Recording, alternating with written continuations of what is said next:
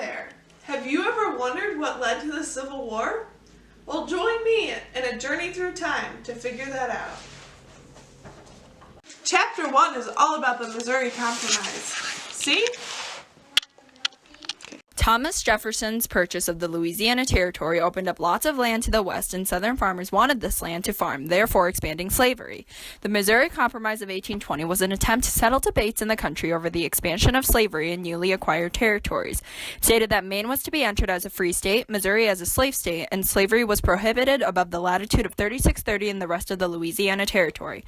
The Missouri Compromise showed the continuity in history where slavery expanded westward, but the change was that sectionalist feelings were beginning to stir.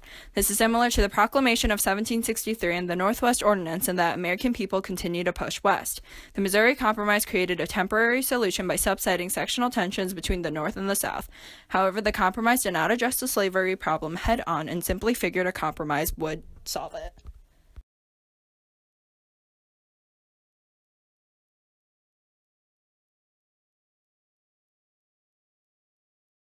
Chapter 2 is all about Manifest Destiny.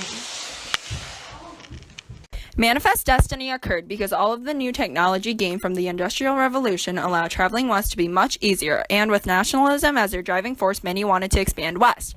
Manifest destiny was what Americans believed was their God-given right to expand westward across North America. This continued the trend of expanding westward ever since European powers began colonizing, and the debates over the status of slavery in the territories gained from migrating west. However, along the way, some Americans believed that slavery shouldn't be allowed to expand. Expanding west didn't make everyone happy. Northern critics thought that expanding westward would just want to expand the power of slavery. Manifest destiny is a lot like imperialism during World War I, where one country wanted to extend their influence, often through force. The Louisiana Purchase also contributed to it because there was so much land that hadn't been explored. It brought up issues over the status of slavery in the newly acquired territories, creating yet again sectionalist tensions in the country. Chapter 3 is the Mexican War. Manifest destiny and a desire to expand westward influenced many, especially in the South, to fight in a war with Mexico. Many Northerners opposed the war, saying it was just a plan to get slavery. Also, the process for a balance in the Senate of free and slave states was very meticulous. The new lands would soon prove to be a heated debate due to the need for balance.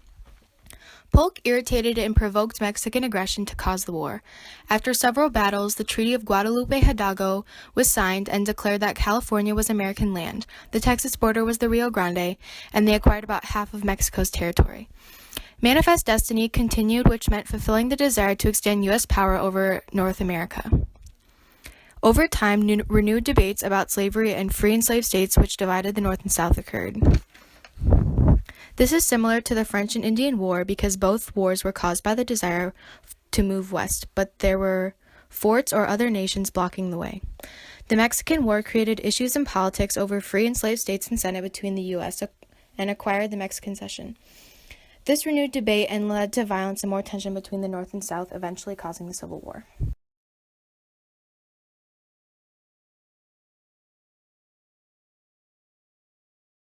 Chapter 4 is the Compromise of 1850. More settlers in the West created the need for a law and order. President Taylor supported the immediate admission of both California and New Mexico. His plan sparked secession in the South, but Henry Clay proposed another compromise. The Compromise of 1850 admitted California as a free state, divided the Mexican cession into two territories, allowed popular sovereignty to decide the status of slavery, gave the land in dispute between Texas and New Mexico to the new territories in return for the federal government assuming Texas's public debt of $10 million, the ban of the slave trade, and the adoption of a new fugitive slave law. This continued the pattern of solving issues with a compromise, but also created the emergence of the Underground Railroad, and with this, more abolitionists began to speak out. Looking back in history, there were many compromises like this, like the Missouri Compromise and the Three-Fifths Compromise. This compromise did buy time for the Union, but deepened the commitment of many Northerners to save the Union from Southern secession. Parts of the compromise became sources of controversy as well, like the Fugitive Slave Law and the addition of popular sovereignty. Chapter 5 is the Kansas-Nebraska Act. The idea of a Kansas-Nebraska Act began when Stephen A. Douglas wanted to build a railroad to increase the value of his estates in Chicago.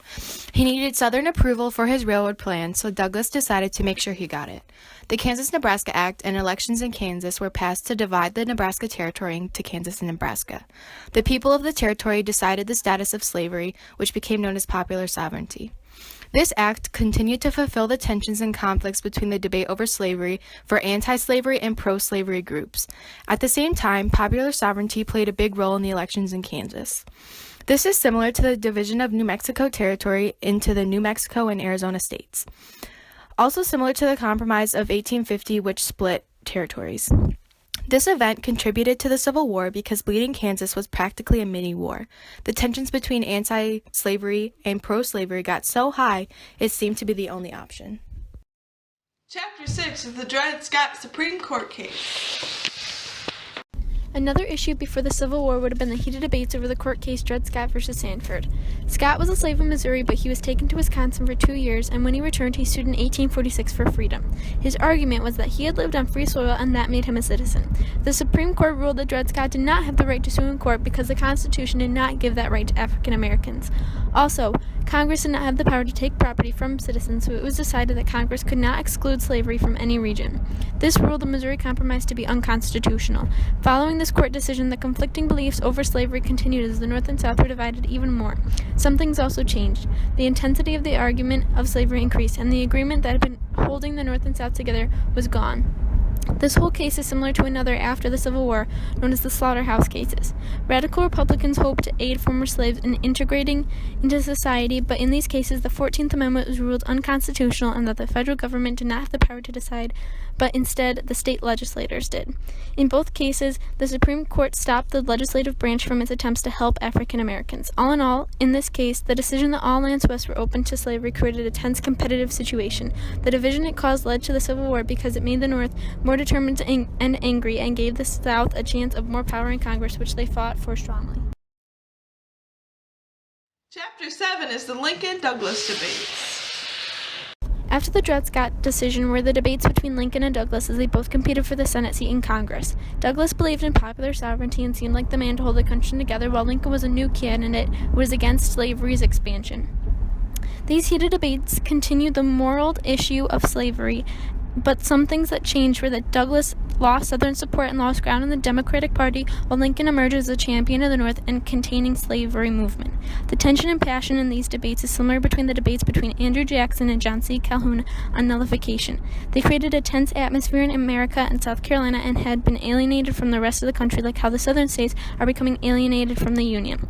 Politics became more divided up over the issue, and the Republicans, the party Lincoln was from, became a popular force really working to resolve the issue of slavery. More people became determined to end slavery and support the strong political party that would cause the South to secede, as they felt their ownership of slavery would be threatened if Lincoln won.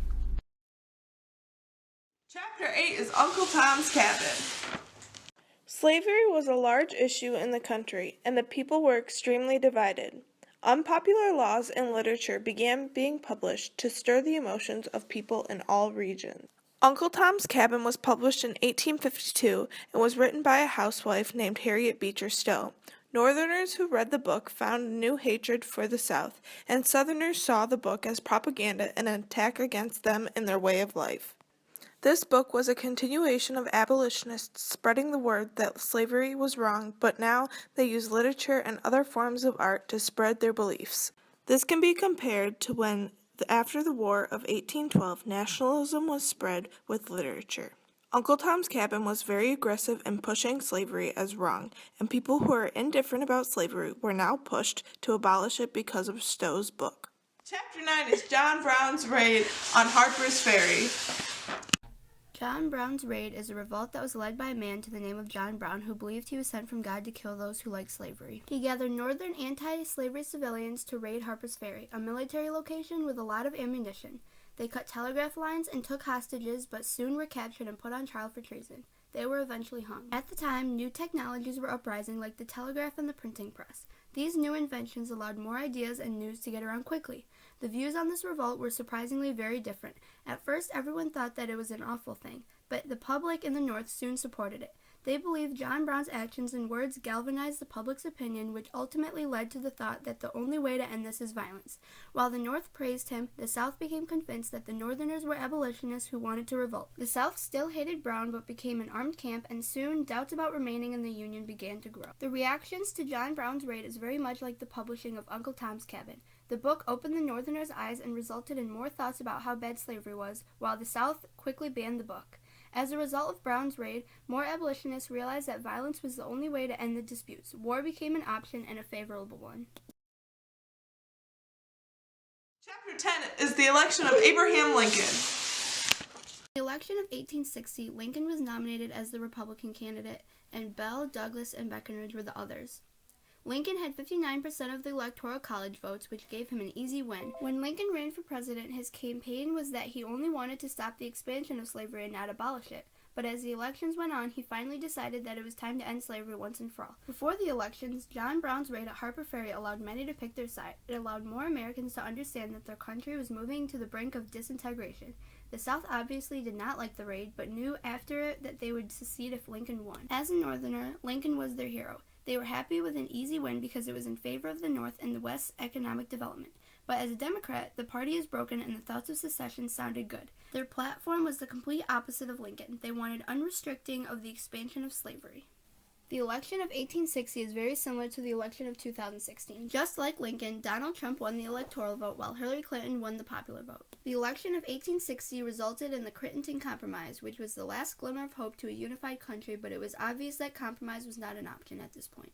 The original goal to preserve the Union ultimately failed, which led to the Civil War, and slavery was eventually abolished. That's a wrap, folks, and it ends with the secession of the